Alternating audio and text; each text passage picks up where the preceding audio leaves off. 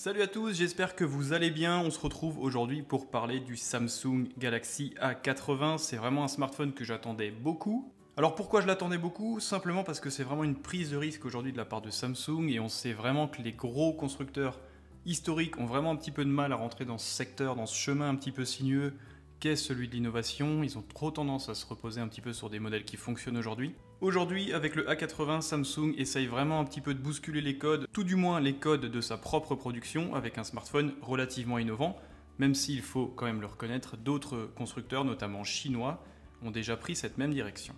Comme d'habitude, n'hésitez pas à me poser vos questions dans les commentaires si vous avez besoin que je fasse un test spécifique sur ce smartphone, si vous avez des questions quant aux caractéristiques de ce produit.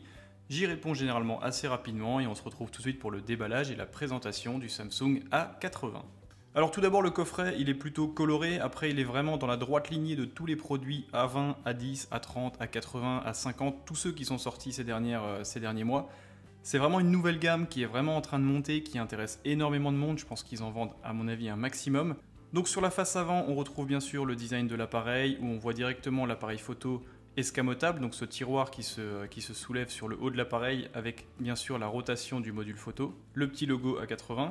Au dos, on retrouve bien sûr les informations classiques, la taille de l'écran, on va y revenir tout de suite après, quelques informations quant aux caméras, le lecteur d'empreintes, le fait que ce soit un smartphone dual SIM et bien sûr sa connectivité en 4G+, et sur le côté simplement Samsung Galaxy A80.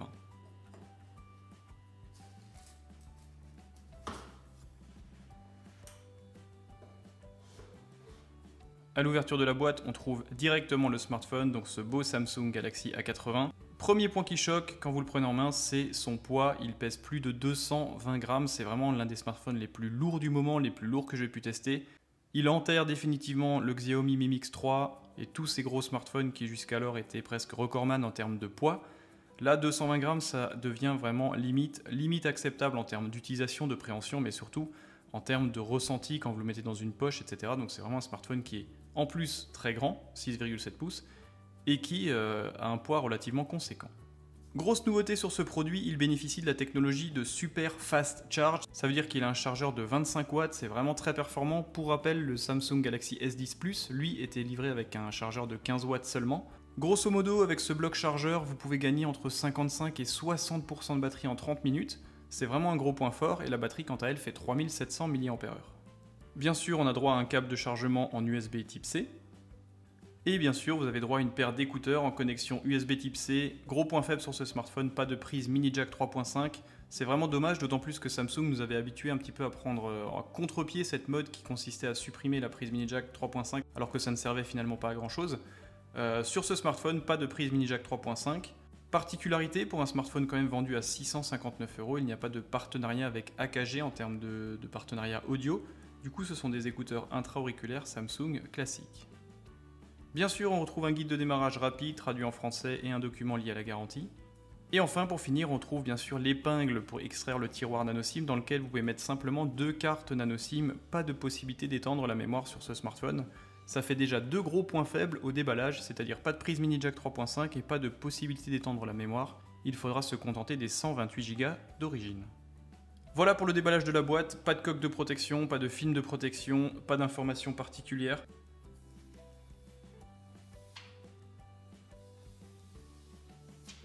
Voilà le Samsung Galaxy A80, le smartphone le plus cher de la gamme A aujourd'hui. À savoir que le smartphone juste en dessous est le A70 qui est plutôt intéressant. La particularité bien sûr de ce produit, c'est de proposer un tiroir dans lequel on retrouve directement le module photo arrière qui se retourne pour passer en mode selfie. C'est plutôt intéressant et c'est surtout gage de qualité, notamment pour les portraits. Au dos, on retrouve cette superbe coque en verre. Celle-ci semble être vraiment très sensible aux traces de doigts. Là, je viens à peine de le manipuler, il est déjà plein de traces de doigts, donc ça a l'air déjà assez sensible. Pas de traitement oléophobique visiblement sur cette coque arrière. Bon point néanmoins, celle-ci est pas mal biseautée, donc il épouse vraiment bien le creux de la main, il est assez arrondi sur les côtés. Et la finition semble être excellente. Sur le haut, on retrouve bien sûr ce module photo composé de plusieurs capteurs. Le capteur principal est un capteur Sony IMX586 de 48 mégapixels, équipé d'une optique de 26 mm avec une ouverture à f2. Attention néanmoins, pas de stabilisation sur ce module. Le second capteur photo est un capteur de 8 mégapixels, c'est une optique grand angle, donc de 123 degrés avec une ouverture à f2.2. Là encore, pas de stabilisation sur ce module. Et enfin, le troisième capteur est un capteur TOF, donc c'est un capteur qui s'appelle Time of Flight avec une ouverture de f1.2. Celui-ci a ni plus ni moins le rôle que de calculer le temps que met l'émission d'une lumière infrarouge entre l'appareil photo et le sujet photographié afin de mieux le détourer, afin de faire des effets bokeh beaucoup plus précis. Et ça peut également avoir d'autres fonctions comme la mesure à distance, etc. C'est un gadget qui commence un petit peu à se développer sur pas mal de smartphones. C'est toujours très intéressant, ça peut surtout apporter beaucoup de précision en mode portrait. Sur la tranche de l'appareil, on retrouve simplement un bouton Power. Sur le dessous, on retrouve une grille pour le haut-parleur, un microphone extérieur ainsi que la connexion en USB type C 2.0, et bien sûr le tiroir nano SIM dans lequel il est possible de mettre 2 cartes nano SIM en simultané. Attention néanmoins, pas de possibilité d'étendre la mémoire sur ce smartphone. Sur la tranche opposée, on retrouve simplement un bouton de contrôle volume plus et moins. Grosse bonne nouvelle par contre, suppression du bouton Bixby, ça c'est vraiment un gros point fort je trouve. J'ai jamais été fan de cet assistant vocal, et là le fait qu'il supprime le bouton physique, je trouve que c'est vraiment un point intéressant. Et enfin sur le dessus, on retrouve simplement un microphone extérieur. Sur la face avant maintenant, on retrouve la pièce maîtresse de ce smartphone, c'est un écran de 6,7 pouces. Petite déception pour moi, pourquoi? Parce que c'est une définition Full HD+, donc ça nous donne une densité de 393 pixels par pouce, qui est quand même largement suffisant. Il ne sera théoriquement pas possible de distinguer un pixel par rapport à un autre. Cependant, sur un smartphone vendu près de 700 € avec une dalle de 6,7 pouces qui utilise en plus une technologie Super AMOLED, j'aurais aimé quand même avoir du Quad HD afin d'avoir une densité de pixels proche des 500 ppi pour avoir vraiment une finesse lors de la lecture de texte ou d'articles de presse, etc. Cet écran, bien sûr, il occupe 93% de la face avant, vous le verrez juste après quand je vais l'allumer, donc c'est plutôt intéressant, c'est vraiment dans le haut du panier des smartphones vendus actuellement. Et cet écran est au format 20/9. Je ne sais pas si vous avez entendu, mais on sent un léger claquement en fait. Je vais rapprocher le smartphone du micro. Donc là, il y a vraiment un petit jeu qui est assez désagréable honnêtement pour un smartphone vendu près de 700 €. Vous entendez là? C'est vraiment mobile, je trouve c'est assez surprenant. Enfin bref, on va voir ça à l'utilisation. Premier démarrage.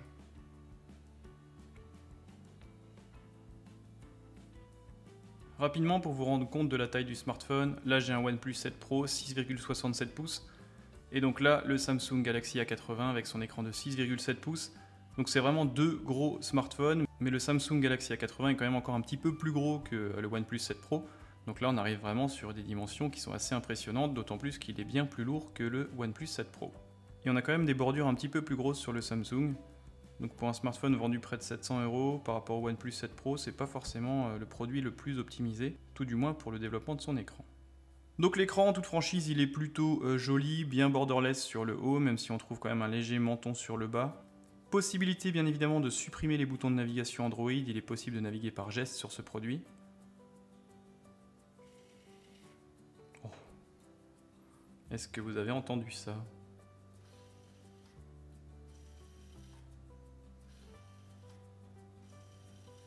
Alors là c'est vraiment assez bruyant en toute franchise, c'est vraiment un produit qui fait pas mal de bruit, on a cette sensation en plus de grain de sable un petit peu qui se loge dans l'engrenage.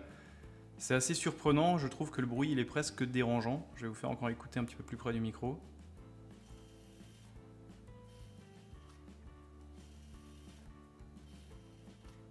Donc voilà, donc ça fonctionne assez bien. Il n'y a pas de souci par rapport à ça. Par contre, j'ai vraiment l'impression que c'est un petit peu fragile. Ça a l'air d'être un bloc assez massif qui se déploie.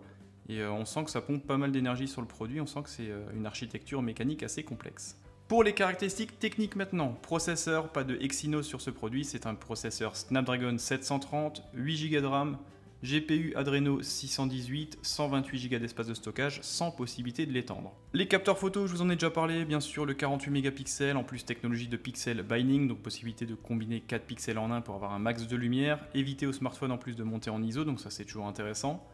Second capteur, 8 mégapixels, ultra grand angle. Là je suis un petit peu moins fan, pourquoi? Parce que ça déforme toutes les lignes directrices, toutes les perspectives, en plus une ouverture de f2.2, 8 mégapixels, ça laisse pas présager des résultats extraordinaires. Et enfin le troisième capteur Time of Flight, lui entrera en ligne de compte que pour calculer un petit peu la distance entre l'appareil et la personne photographiée ou le sujet photographié afin de générer un bokeh d'arrière-plan beaucoup plus doux, beaucoup plus précis que sur un smartphone équipé simplement d'un capteur photo. En termes de vidéo, là encore, rien d'exceptionnel. Il filme bien sûr en Full HD à 30 et 60 images secondes et également en 4K à 30 images secondes. L'interface, c'est bien sûr Android 9.0 avec la surcouche Samsung One UI. En termes de connectivité, c'est plutôt bon. Module NFC, Bluetooth en 5.0, USB Type C sur le dessous. Double SIM, donc ça c'est plutôt intéressant. Par contre, point faible, perte de la prise mini jack 3.5 et absence de slot micro SD, donc il faut se contenter de la mémoire de 128 Go qui est la seule disponible aujourd'hui. Il n'y a pas d'autre config de ce smartphone. Il est plus grand que le OnePlus 7 Pro et en plus il est un petit peu plus lourd. En termes de disponibilité, plusieurs couleurs, il y a le Angel Gold, il y a le Ghost White et il y a le Phantom Black qui est la version que j'ai actuellement. Couleur plutôt sympa, attention néanmoins très sensible aux traces de doigts et personnellement je ne suis pas forcément fan du liseré, là, le liseré doré autour du capteur photo, du module photo. Je trouve que ça fait un petit peu cheap finalement, ça ne joue pas le rôle que ça devrait. La coque, vous le remarquez tout de suite, ultra sensible aux traces de doigts, pourtant je me suis lavé les mains avant de commencer la vidéo et j'ai pas tendance à avoir les mains grasses. Donc là, si vous êtes maniaque, oubliez directement ou alors achetez-vous une coque parce que Samsung n'en fournit pas d'origine. L'écran, j'en ai parlé, 6,7 pouces, il est plutôt joli, toute franchise, mais on a vraiment l'impression d'avoir affaire à une dalle un petit peu bâclée, un petit peu bas de gamme. Bien sûr, c'est une technologie Super AMOLED, donc des contrastes infinis, une colorimétrie qui se veut plutôt juste et en plus une faible consommation d'énergie sur l'affichage des noirs. Cependant, comme ça, de visu pour la première prise en main, parce que c'est la première fois que je le prends en main, ce smartphone, je suis un petit peu déçu. Certes, j'ai eu l'habitude d'avoir le OnePlus 7 Pro, le Huawei P30 Pro, etc., des smartphones vraiment élitistes, vraiment haut de gamme et vraiment aboutis. Mais là, on a vraiment l'impression d'avoir un smartphone milieu de gamme à 400 €, pas plus. Pourtant, ce smartphone est quand même proposé à 659 €. L'autonomie de ce smartphone, d'après les premiers tests, elle est plutôt bonne. La batterie fait 3700 mAh, chargeur ultra rapide, 25 watts contre 15 watts seulement pour le Galaxy S10 Plus, 0 à 60% en 30 minutes, donc là c'est vraiment un gros point fort, c'est vraiment une machine de guerre en termes de chargement. Donc voilà, donc c'est un produit qui est finalement joli, mais je suis un petit peu déçu, je m'attendais vraiment à avoir un effet waouh en le prenant en main, là c'est vraiment pas le cas. Je ne sais pas d'où vient cette déception, est-ce qu'il est trop massif, est-ce que les matériaux utilisés ne sont pas à la hauteur d'un smartphone vendu près de 700 €, je ne sais pas. Quoi qu'il en soit, là je suis un petit peu déçu, je suis un petit peu sur ma réserve par rapport au produit. D'autant plus qu'il cumule pas mal de points négatifs, l'absence de prise mini jack, l'absence de port micro SD, l'absence d'étanchéité. Un module photo, certes, assez intéressant dans son déploiement et dans son retournement, mais je trouve que l'assemblage, la qualité d'assemblage, en toute franchise, ça c'est clairement pas acceptable quoi. Enfin, je veux dire, ce genre de jeu là, moi ça m'énerverait hein, directement. En plus, quand vous le prenez comme ça, vous avez un petit peu tendance à appuyer dessus, vous voyez. Écoutez ça. Enfin voilà, je trouve que c'est vraiment pas super quoi. En toute franchise, le développement de ce tiroir, j'aurais 1000 fois préféré que ce soit une caméra pop-up comme chez OnePlus ou comme chez d'autres constructeurs, beaucoup de monde le font aujourd'hui. Là, je trouve que l'intégration de ce tiroir, c'est vraiment la plus mauvaise intégration que j'ai pu voir. Après, c'est bien sûr une des plus complexes parce que la caméra, en plus d'être escamotable, se retourne. Donc il y a bien sûr beaucoup plus d'articulation et de mécanismes un petit peu complexes à l'intérieur. Mais du coup, il y a une prise de jeu qui est assez désagréable et qui n'est pas au niveau d'un smartphone vendu si cher. Alors les photos en toute franchise, elles n'ont pas l'air non plus dinguissimes, donc 48 mégapixels, c'est un capteur Sony IMX586 il me semble, à vérifier parce qu'il me semble que Samsung n'a pas encore développé son propre gros capteur de 48 mégapixels. Du coup ça a l'air assez croustillant, donc pas mal de contrastes, pas mal de détails, après il faudra que je fasse des tests un petit peu plus poussés. Quoi qu'il en soit, sur la partie hardware, je suis un petit peu déçu par l'intégration de ces capteurs photo. Honnêtement le bruit de déploiement est pas trop acceptable, ça fait un petit peu cheap.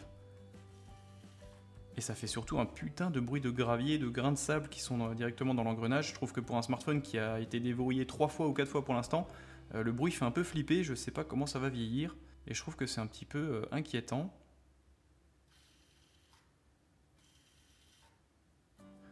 Surtout à la fin, on sent vraiment le ressort qui lâche le module photo et qui le laisse un petit peu valdinguer dans le coin.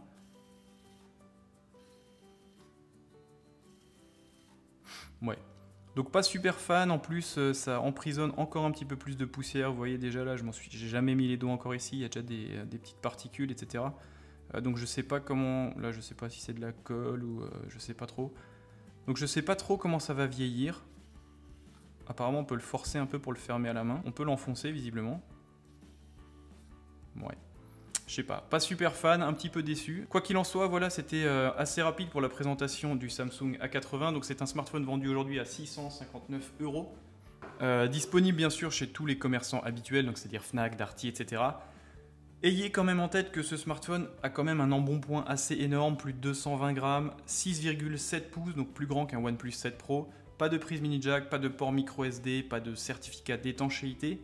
Donc je pense qu'aujourd'hui vous pouvez trouver, si la taille du smartphone vous convient, vous pouvez peut-être trouver un Galaxy S10 ou même un S10e si vous voulez un smartphone un petit peu plus petit, pour des prix avoisinant les 569 €, notamment en ce moment avec la période des soldes. Donc ne vous jetez peut-être pas trop tout de suite sur ce smartphone, attendez qu'il y ait plusieurs tests de presse, notamment des tests d'endurance, des tests de tenue mécanique par rapport à ce tiroir qui fait un bruit de dingue au déballage du smartphone. Voilà, donc n'hésitez pas bien sûr à me poser vos questions, à vous abonner à la page Instagram, à la page Twitter, bien sûr à vous abonner à ma chaîne YouTube, c'est que comme ça que je pourrais faire de plus en plus de vidéos. Merci d'être toujours plus nombreux, on est bientôt 11 000, on a bientôt 2 millions de vues sur la chaîne, donc même si ça monte doucement par rapport à d'autres, ça avance quand même, ça fait son petit bonhomme de chemin et je vous en remercie parce que c'est grâce à vous.